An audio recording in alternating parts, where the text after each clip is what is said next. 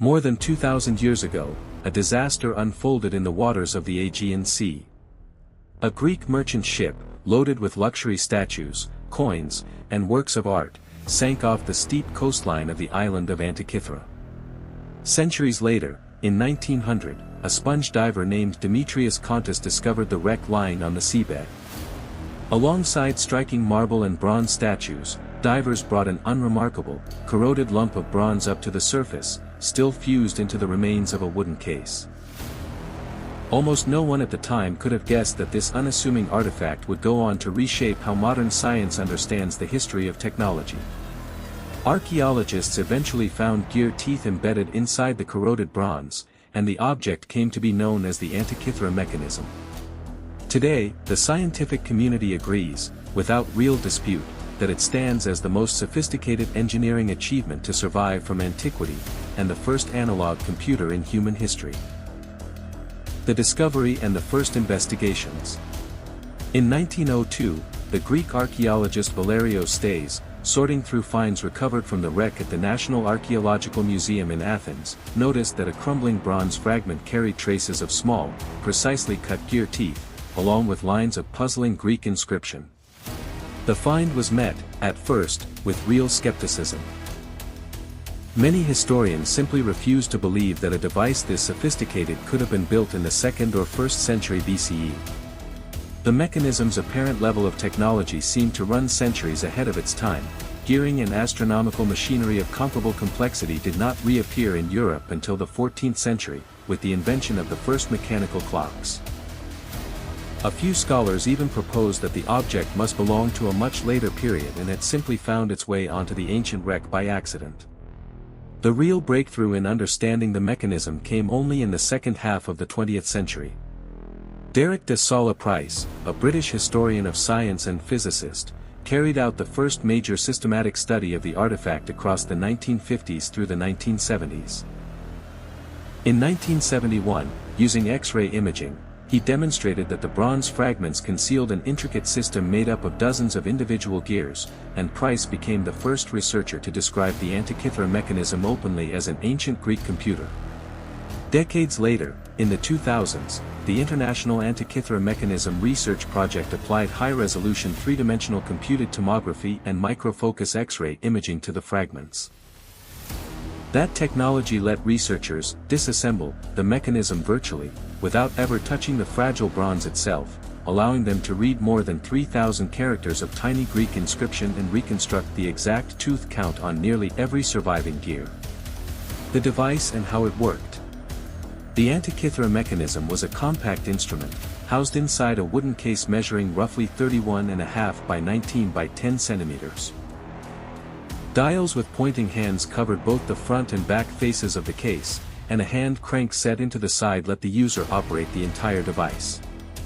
By turning that crank, a user could dial in essentially any date, past or future, and a complex system of differential and epicyclic gearing would instantly calculate and display the corresponding astronomical events for that day. Turning the input crank drove a main gear, which in turn powered two separate dial systems. On the front face, pointers tracked the sun and moon, displayed the moon's current phase, and indicated the position of the 5 planets known to Greek astronomers, arranged around a parapegma star calendar. On the back, spiral dials tracked the Saros cycle governing eclipse prediction, the Metonic cycle used to reconcile lunar and solar calendars, and a separate dial tracking the 4-year cycle of the Panhellenic Games. At the heart of the mechanism sat its gear train. At least 30 individual bronze gears survive today, with modern reconstructions suggesting the complete device may have originally held as many as 37. Every gear tooth was shaped as an equilateral triangle with a 60-degree angle, cut entirely by hand with a level of precision that still impresses engineers examining the fragments today. The single most striking discovery inside the mechanism was a form of differential gearing, used to calculate the difference between the apparent motion of the sun and the motion of the moon in order to display the correct lunar phase, a mechanical function historians had long assumed was not invented until the 16th century at the very earliest.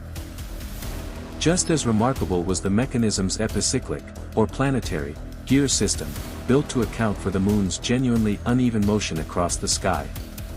Drawing on the theoretical work of the astronomer Hipparchus, who had determined that the moon moves faster at perigee and slower at apogee, the mechanism's makers mounted an axle fitted with a pin that rode inside a slot cut into an offset secondary gear.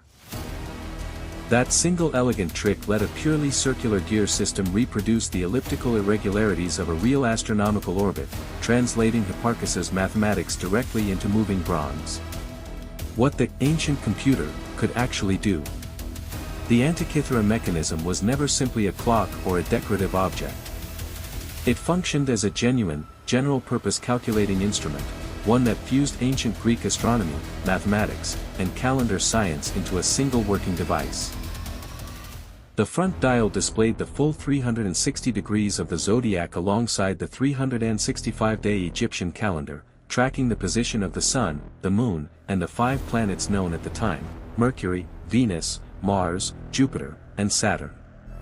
A small two-toned ball, set into the front face and rotated by the gearing beneath it, displayed the Moon's current phase at a glance. On the back of the case, the upper spiral dial tracked the Metonic cycle, 235 synodic months spanning 19 years, used to keep the lunar and solar calendars aligned with one another. Below it, a second spiral dial tracked the Saros cycle, 223 lunar months across 18 years, which let the device predict solar and lunar eclipses, complete with the expected date, time of day, and even the anticipated color of the eclipse shadow.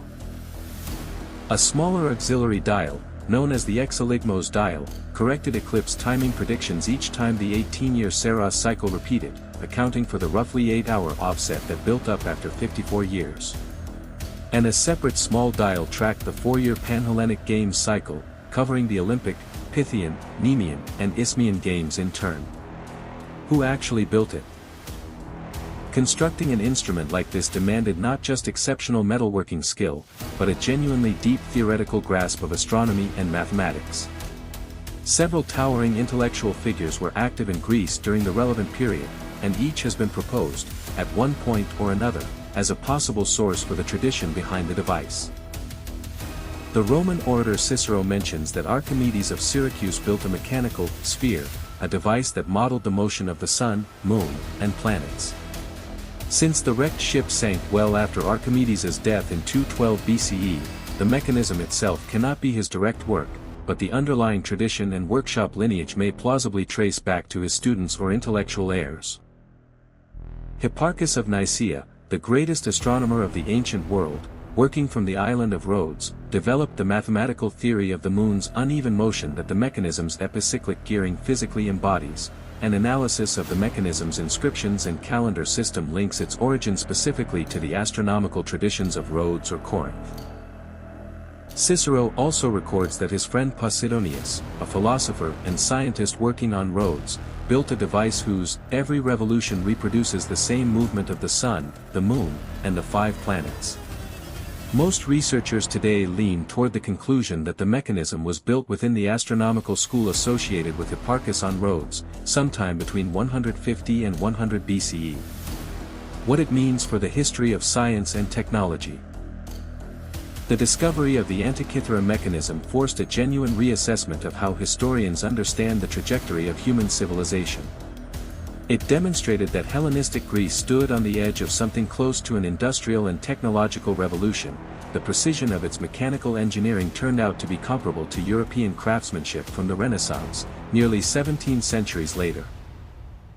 For reasons that remain unclear, whether tied to the collapse of the Hellenistic kingdoms, the broader crisis of the Roman Empire, or simple economic decline, the secret of building devices this complex was lost for roughly 1500 years. Complex gearing technology survived only in a heavily simplified form as it passed into the Byzantine and Arab worlds, and did not return to Europe in anything like its original sophistication until the late Middle Ages. On a deeper level, the mechanism embodied the Greek worldview itself, the conviction that the cosmos was an ordered, harmonious system, governed by strict mathematical laws that a human mind was fully capable of understanding, and even physically modeling in bronze. Modern status and reconstructions. In 2021, a research team at University College London, led by Tony Freeth, published a fresh reconstruction of the mechanism's front dial in the journal Scientific Reports, proposing that its planetary display had been calculated using Babylonian arithmetic cycles for planetary motion, rather than the Greek geometric models many earlier reconstructions had assumed. The proposed layout is mathematically elegant enough that the team argued it represented the only arrangement of gears that could fit inside the mechanism's confirmed physical dimensions while still tracking all 5 known planets accurately, though, since the front dial itself did not survive intact, this reconstruction remains a highly informed hypothesis rather than a settled fact. Today, the 82 surviving fragments of the Antikythera mechanism are held in a dedicated gallery at the National Archaeological Museum in Athens, preserved under carefully controlled climate conditions and continuous scientific observation.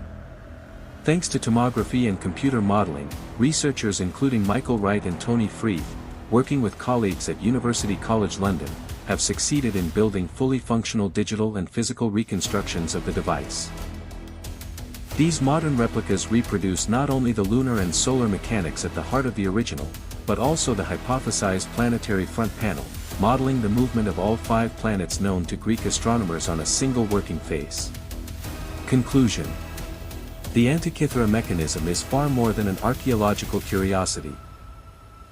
It stands as a monument to human ingenuity, proof that the ancient drive to understand the universe and its underlying laws could inspire scientists of antiquity to build devices of genuinely staggering complexity.